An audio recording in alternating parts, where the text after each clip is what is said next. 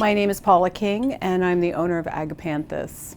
The name means flower of love in Greek, and it's also very easy care and relaxed, and that represents our brand very well.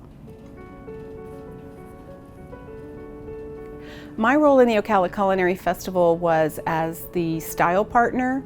So my work involved coming up with the design for and setting a theme for all the marquee dinners. And that was a lot of fun for me, obviously because of the business that I'm in, but also to have the chance to work with chefs, to explore and understand more and learn more about food. This year my plate sponsor was Jalisca, and we chose for 2 of the venues the beautiful classic bamboo stoneware plate.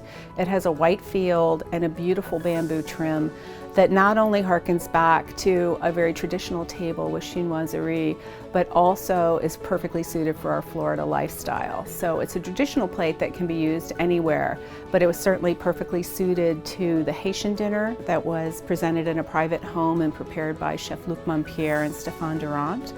And then also the Silver Springs venue.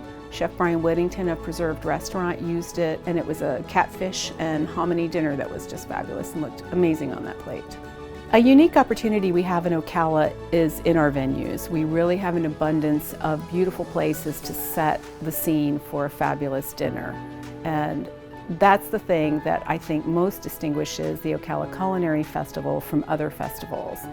So having the opportunity to set the scene in such venues, it's a privilege. My passion is about what we create here and sharing it with other people, getting a chance to be creative, and then sitting down and seeing people enjoy it. That's the payoff.